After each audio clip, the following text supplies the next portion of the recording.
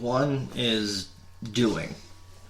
You know, like I could learn all the basics of timing and how to tell a joke, but if I'm not putting it into practice, then it doesn't work. But I watch a lot of comedy. I try to like, and when I'm watching comedy, I'm not just watching it to watch. Like, I'm watching it as a student of comedy. So if I'm paying attention to George Carlin, for example, who is a huge influence on me, I'm paying attention to not only what he's saying, but how he says it. The different inflections and the way he uses words and other things like that. So I'm constantly trying to be better, and that only can happen from doing. So I just, you know, as a comic, you have to get on stage as much as you possibly can. Which I assume is the same thing as, like, if you're not making any sex on the beaches, you're not going to know how to make a, like, you can know the ingredients, but you might forget if you haven't made one. You know what I mean? Like, yeah. That kind of a thing where you know you learn the skills, and a lot of it is like, I've always been naturally funny, so like learning timing and things like that are sort of not necessarily something you can teach it, but if you already kind of have the inclination towards it, it's a little bit easier. Like, my son is 5 years old and he's got great timing. Yeah. Like, he's just got just a great sense of when to pause and what, and it blows my mind because I'm looking at him going, holy shit, you're the most amazing kid. Like, how do you know, so like it's it's something you have to sort of have initially, but for me it's just a lot of like watching other comedians that I like, and then just putting into practice the skills that I have or that I've been able to learn over time. Okay. You mentioned bartending and being good at bartending, but what makes you want to do stuff like this? Or like you want to take because we're on the expertise number, your expertise about like life coaching, if you will. I don't know if that's the right term for what it is, but I'm getting the sense over these last couple of episodes that like that's kind of what you're drawn to, of like you want to use, like you were saying with Tony Robbins or whoever else, you take your experiences and like help other people to fix. So like what makes you want to do that? Like, where do you get that kind of the drive to do that? Yes. Yeah. So it all started after I had gotten into recovery and I was posting things with like the pictures that I was sharing on Instagram or Facebook or whatever, and a gal friend of mine had said, you are doing some things that a lot of people that have a lot of influence are doing, and they're able to have a large impact on people. And she was a Beachbody coach, and she kind of like wrangled me into it to become a Beachbody coach. Okay. And then she introduced me to... I understand the dreads a little more now. Whatever. So she introduced me to personal development and personal growth materials, and like she was a coach / mentor to me. Okay. And regardless of what she really brought to me, like what she brought into my life is less important as like the habits that she taught me to implement. Like whenever he was talking about the daily disciplines. Right. Like I learned daily disciplines from people who do personal development and personal growth, and like I didn't realize how much doing things daily could really impact your life long term.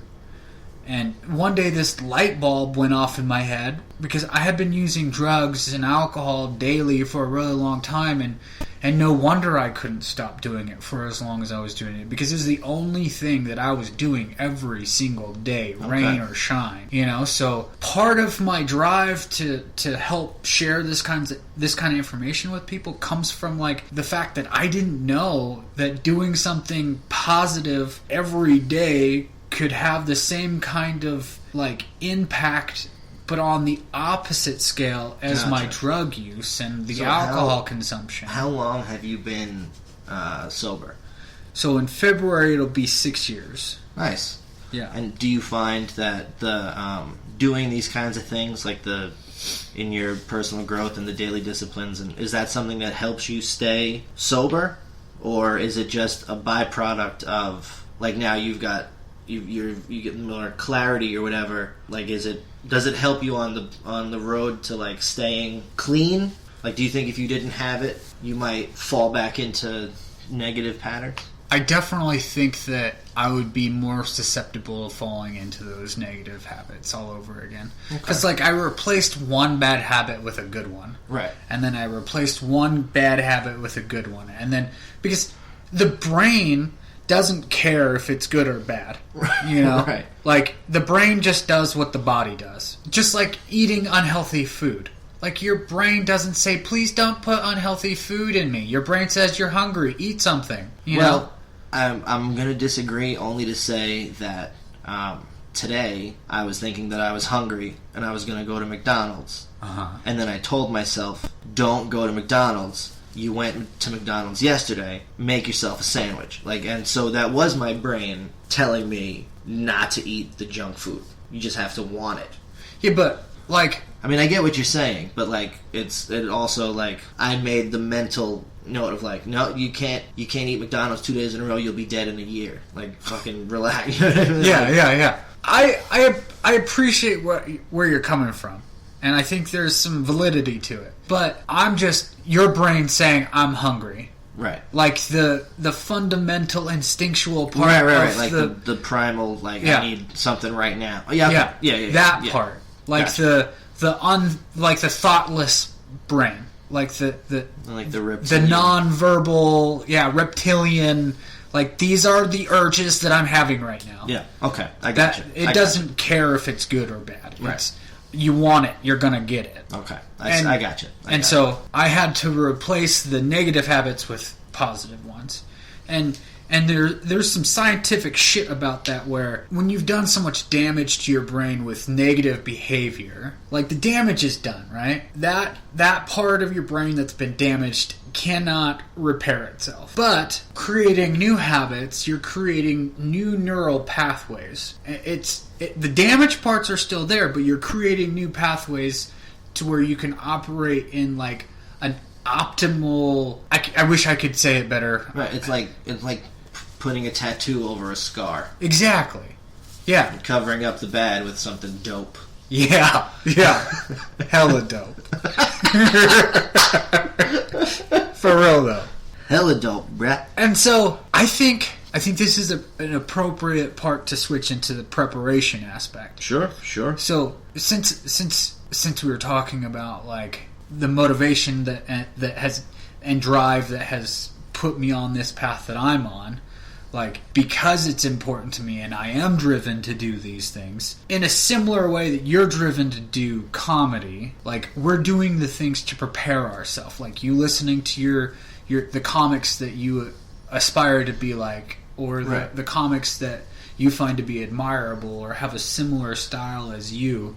Like, I have some motivational speakers and personal development authors and stuff that, like, really speak to me. Right.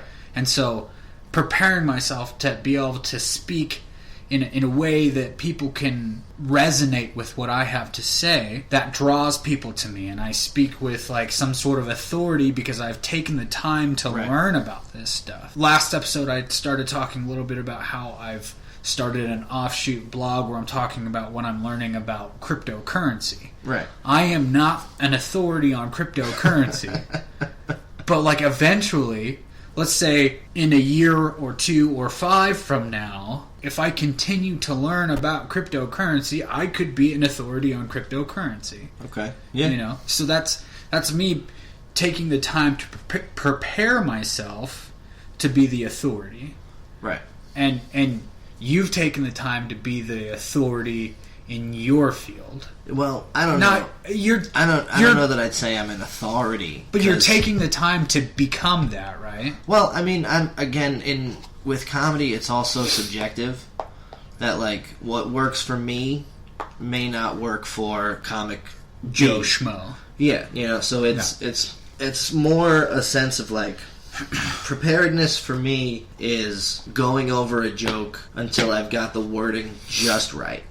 Because a different inflection or a different tone of voice can change the entire way a joke is received. by the audience. Now, like, for the last couple of years, I've been a coach in the Boise's Funniest Person competition, which is where, the more seasoned comics take a brand new amateur person under their wing, and we just try to give them the basics and, like, their best shot at, how to... The fundamentals. But I have a problem calling myself an authority on it, just because comedy is something that's always changing. So I'm always learning something new. Like, I can't make a joke today that I might have been able to get away with 5 years ago, just because the climate has changed, and I'm not trying to sound like, well, it's fucking... a lot of people complain that, like, people are too sensitive and everybody's getting offended and blah, blah, blah, whatever. I think you can be funny you can say something offensive as long as it's funny and it's not, like, mean-spirited. You know what I mean? Right, so, like, right. that kind of thing where, the public tastes are changing, so you have to adapt with the times, because if you don't, you're going to be fucking Johnny whoever working the same clubs doing the same act you've been doing for 20 years and wondering why you're not getting booked. Right. So that's what makes you the authority, is you have the foresight to be able to see these changes in climate in the comedy world and to adapt to them. Sure. And you wouldn't know that unless you were preparing yourself along the way. Like 5 years ago, the comic you were 5 years ago versus the comic you are today is drastically different, wouldn't you say? I'd say so, yeah. Okay. I mean, maybe not drastically different, because my You have salt and pepper hair. I do. I'm just kidding. I had salt and pepper hair 5 years ago, okay, too. Never mind. I had salt and pepper hair for most of my adult life. But no, like, because my style of comedy is generally the same. I think over the last couple of years, as I've grown as a person, I've been able to be a little more personal in my material. So it's not so much surface stuff. There's more of depth. At least I'm trying anyway. Like, I still have a lot of nonsense in my set, but I'm working on a little being, what's the word I'm looking for? I think you said depth. I'm looking to have a little more depth in my comedy, because there's only so long you can get away with talking about the Looney Tunes or making jokes about the Muppets. You know what I mean? Like, eventually people want to hear... if I ever get to a point where, like, people are coming to see me specifically, what am I giving them? What am I talking about that's going to impact somebody's... Even if it's some stupid nonsense that, and like George Carlin put it best, he said something to the effect of, like, if you can make a person laugh with an idea, then you have the ability to change their perception. Like, I'm not getting the quote right, but it's basically, when they're laughing, it's the most vulnerable a person can be. So if you can get a little nugget in there that can maybe change their thinking, then you've accomplished something. And I don't know that I'm there yet with my comedy. But that's a place I'd like to be. Yeah. So that's the only reason I have trouble with the word authority, just because it's such an ever-changing, malleable thing that I'm always learning something new, so I'm never going to have all the answers. Because what's funny to me might not be funny to you. Like, my own mother doesn't think everything I say is funny, and she made me. You know what I mean? So, it's just, it's so subjective. Yeah. That, I could tell you, maybe change this word, or, maybe try open with this instead of this. But I can't tell you how to be a comedian. You know what I mean? Right. Like, so that's the only reason I have an issue with the word authority, as opposed to, like, I'm just experienced. You just said something along the lines of not liking, like, what did you say about, like, I'm not the authority? And, going back, sorry.